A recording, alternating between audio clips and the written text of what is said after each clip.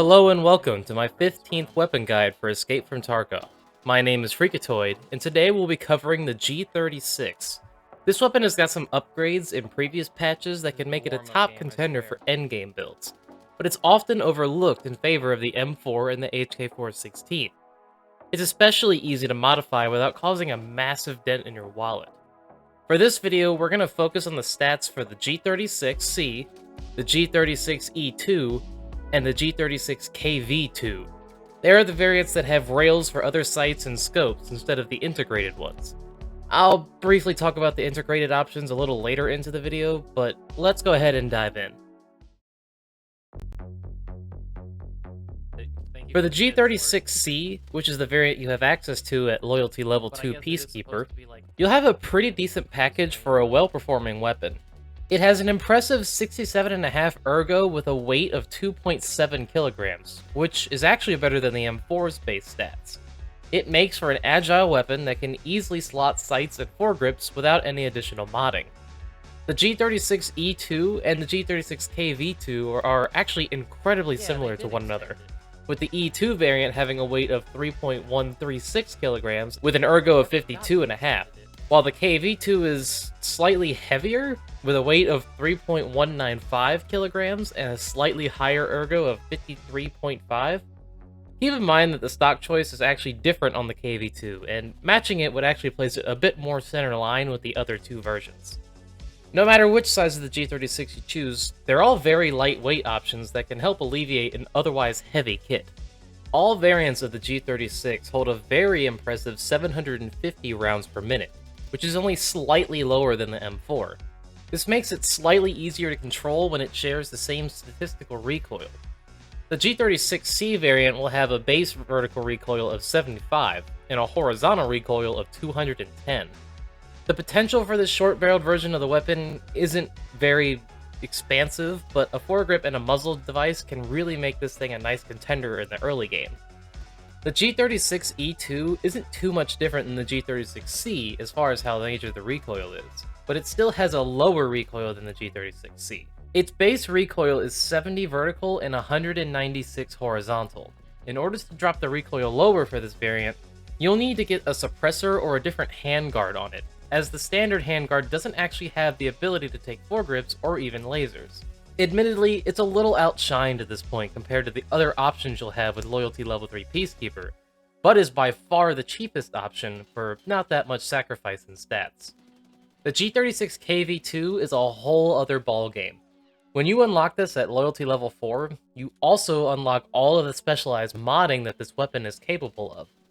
Its base stats don't seem to tell a different story at first, with a vertical recoil of 69, nice, and a horizontal recoil of 193. However, just a few pieces of modifications can get you down to sub 60 vertical recoil that won't completely bust your wallets. In general, this weapon does have a notable climb for the first few rounds, but it quickly stops climbing and just kind of bounces around in the same spot. The severity of the recoil can't really be avoided, so you'll have to be in the habit of pulling it down, even on the more heavily built G36s.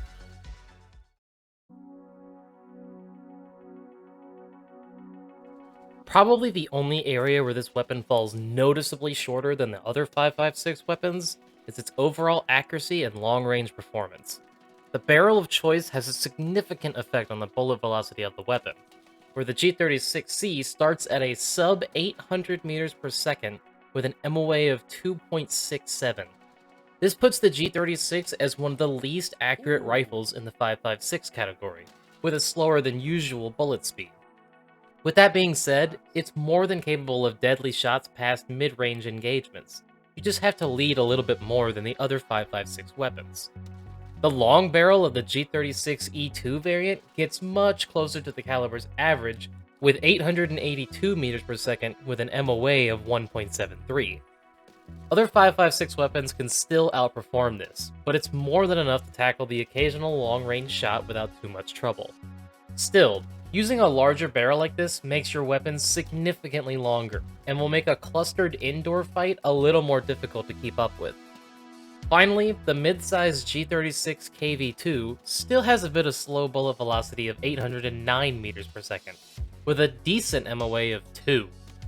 This makes it acceptable at long-range fights, but other rifles will still have a slight advantage with less adjustments needed. As far as close to mid-range fights are concerned, any of these G36 variants are as capable as any of the other rifles in this category.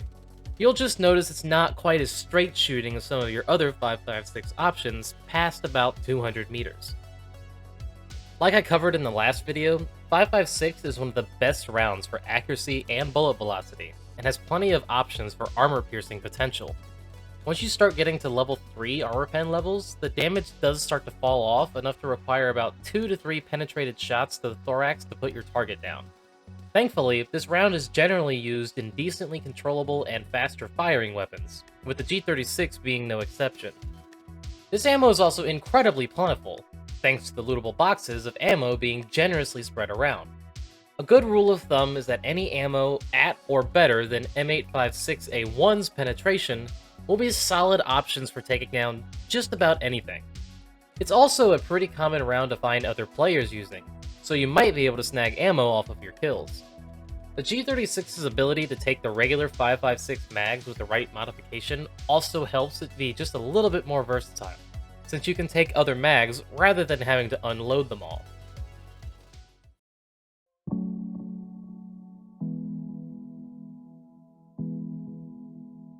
The G36 is not a weapon you see used in the endgame for most people. As far as the 5.56 weapons are concerned, the M4 and the HK416 are going to be the most popular choices for those with a demand for meta performance. Every piece of these two weapons can be meticulously crafted to squeeze out the best recoil and ergonomics possible while maintaining some of the highest fire rates for rifles. One thing these two weapons do not have going for them is the cost that they bear. Just look at the flea market value for these two weapons.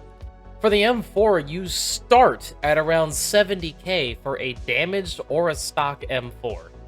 In this particular case, I have to navigate all the way to this slightly custom M4 with 60 durability at the cost of 109,000 rubles.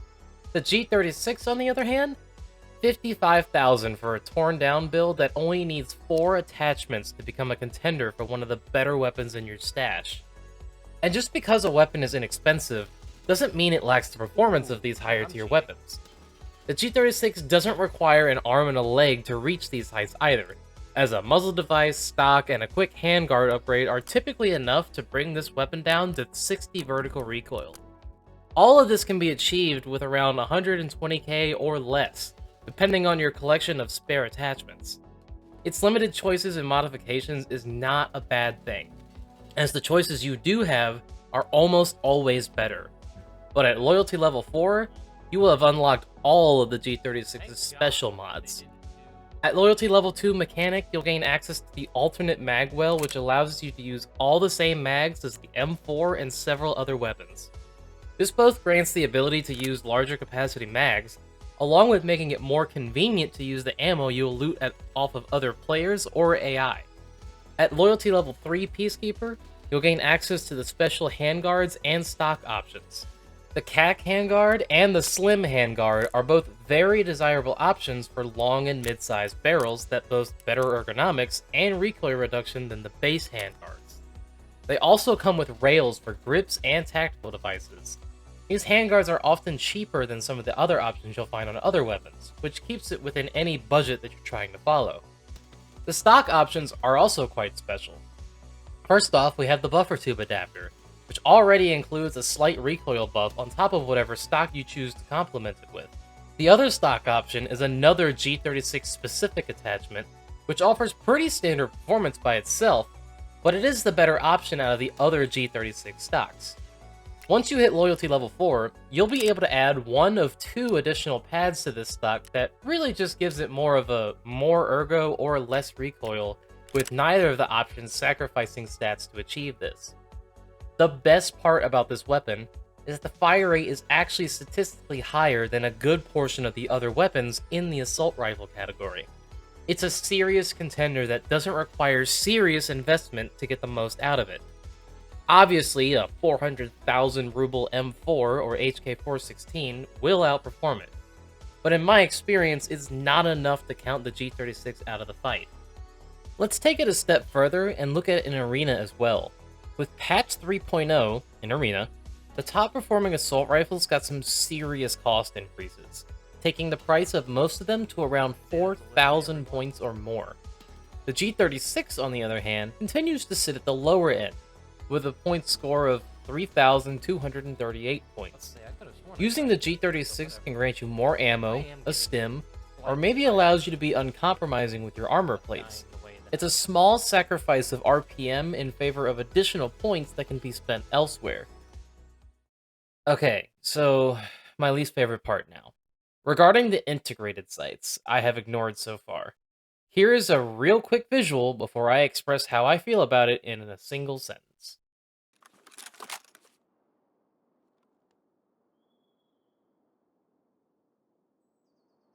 Normally, I don't like to say completely opinionated things in my videos, but I would rather not use these hideous sights, and I don't think you should either.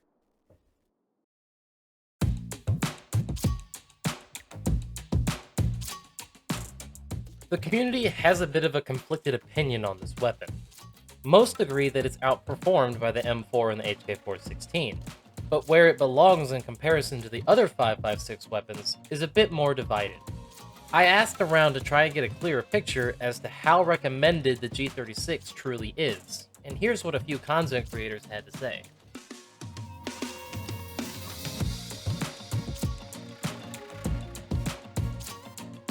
It's at the bottom. I think M4 and HK are definitely way more viable than the G36. At the beginning of the wipe, like cost efficiency, I think G36 is a slamming choice for the beginning. G36 isn't a weapon I'll run consistently throughout mid to late wipe, just because there's other guns that are viable at that point. It's a good weapon. The recoil is minimum, honestly, on it, depending on how you build it, of course. If I had to compare it, though, to like an M4, like a meta M4, I would still pick the M4 over it. In comparison to other 5.56 weapons, I think that the G36 is probably the unsung hero of the category. It can be built super efficiently. It can run really well. It just doesn't seem to be everybody's first go-to because the scarcity of actually getting the parts for some pieces of it, if that makes sense. I mean, it's like getting the buffer tube, getting the good handguard and things like that. But if you can get everything put together on that gun is a dream, dude. Absolute dream. I'd say it's arguably one of the best 5.56. The fire rate's the only thing that's a real downer for it. In my honest opinion, I think the G36 is bottom tier. I think it's one of the worst 5.56 weapons. I can't really name a gun worse than the G36. I'd rather a stock AUG than a kitted out G36. That's how I feel.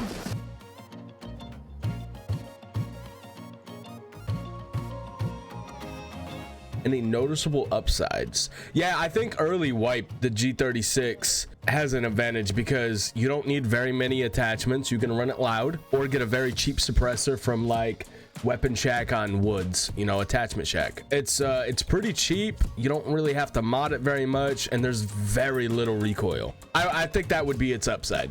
I think that would be its upside, yeah. Well, it's certainly not that sight that it comes with, that's for sure. I guess the fact that it can use the other mags and stuff, I guess that's about it. I don't really know. Honestly, I haven't used it enough. Does the G36 have any notable upsides? Yeah, it's definitely cheaper than an M4, isn't it, overall as a build? To be, like, as competitive? Yeah, much cheaper. Are there any good parts for the G36? About the G36? No. Not at all, actually. I can't name a single thing that I like about the G36. Let me see if I can try and force something out of my mind real quick about what I like about the G36. Yeah, nothing's coming to mind, really. I mean, you can make some really cool-looking G36s, but it's still 5.56 and it's dog. Like, I don't know, dude. There's really nothing about a G36 that I enjoy. My favorite part about the G36C is when somebody else uses it so that I can win a fight. That is a great point.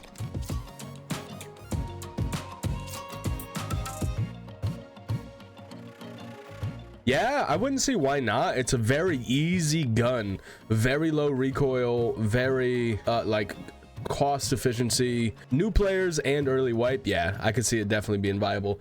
Would you recommend the G36 to newer players? No. No. No, I would recommend an M4 to new players. It's just like, you know, an M4, you can just like throw parts on it. Still gonna be an okay weapon. G36, just not new player friendly. Yes, but don't expect it to be the M4 that you think it's going to be immediately. So a great alternative, but not in a one-to-one replacement, no. Because the fire rate is, I think, 100 or 50 rounds per minute slower, which can really impact the firefight. The G36? No. I mean, why even get the G36 for a new player? Like, it's expensive for no reason, and it's like, I don't think it's technically a starter gun. I would much rather you get a TX-15. A TX-15 is arguably a top 5 5.56 rifle. I would get any other 5.56 weapon over a G36, 100%.